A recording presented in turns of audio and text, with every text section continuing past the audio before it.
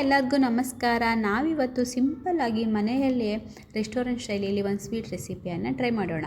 ಮೊದಲಿಗೆ ನಾವಿಲ್ಲಿ 1 ಕಪ್ ಆಗುವಷ್ಟು ಹಾಲಿನ ಪೌಡರು ಮತ್ತು 1.5 ಕಪ್ ಆಗುವಷ್ಟು ಮೈದಾ, 1/4 ಟೀ ಸ್ಪೂನ್ ಆಗುವಷ್ಟು ಬೇಕಿಂಗ್ ಸೋಡಾ, 1/4 ಟೀ ಸ್ಪೂನ್ ಆಗುವಷ್ಟು ಏಲಕ್ಕಿ ಪೌಡರು, ರುಚಿಗೆ ತಕ್ಕಷ್ಟು ಉಪ್ಪು ಮತ್ತು 2 ಸ್ಪೂನ್ ಆಗುವಷ್ಟು ತುಪ್ಪವನ್ನು ಹಾಕಿ ಮಿಕ್ಸ್ ಮಾಡ್ಕೊಳ್ಬೇಕು.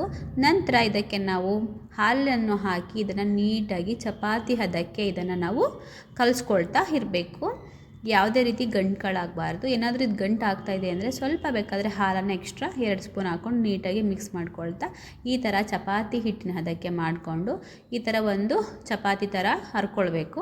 ನಂತರ ಇದನ್ನು ನಾವು ಕಟ್ ಮಾಡ್ಕೊಬೇಕು ಸಣ್ಣ ಸಣ್ಣ ಪೀಸಸ್ಗಳಾಗಿ. ನಿಮ್ಗೆ ಯಾವ ಶೇಪ್ ಬೇಕೋ ಆ ಶೇಪಲ್ಲಿ ಕಟ್ ಮಾಡ್ಕೊಳ್ಳಿ.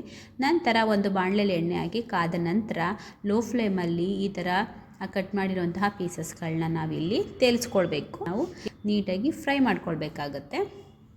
ನಂತರ ಇದನ್ನು ನಾವು ಎತ್ತಿಟ್ಕೊಳ್ಳೋಣ ಒಂದು ಸೈಡಿಗೆ. ಮತ್ತು ನಾವಿಲ್ಲಿ ಒಂದು ಪಾತ್ರೆಗೆ 1.5 ಕಪ್ ಆಗುವಷ್ಟು ನೀರನ್ನು ಹಾಕಿ ಮತ್ತು ಇದಕ್ಕೆ ನಾವು 1.5 ಕಪ್ ಆಗುವಷ್ಟು ಶುಗರನ್ನು ಆ್ಯಡ್ ಮಾಡಬೇಕು.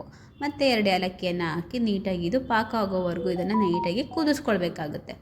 ನಂತರ ನಾವು ಮುಂಚೆನೇ ಮಾಡಿರುವಂತಹ ಸ್ವೀಟ್ಗೆ ಈ ಪಾಕವನ್ನು ಹಾಕಿ 2-3 ಗಂಟೆಗಳ ನಂತರ ಅದನ್ನು ನೆನೆಸಿಬಿಟ್ಟು ಮತ್ತು ನಾವು ನೋಡ್ತಾ ಇರಬಹುದು ಯಾವ ರೀತಿಯಾಗಿ ಸ್ವೀಟ್ ರೆಡಿಯಾಗಿದೆ ಅಂತ. ಇದು ನೋಡಲಿಕ್ಕೆ ಎಲ್ಲ ತಿನ್ನಲಿಕ್ಕೂ ಸಹ ತುಂಬ ಚೆನ್ನಾಗಿದೆ ಸ್ವೀಟು. ಒಂದು ಸಲ ನೀವು ಟ್ರೈ ಮಾಡಬಹುದು.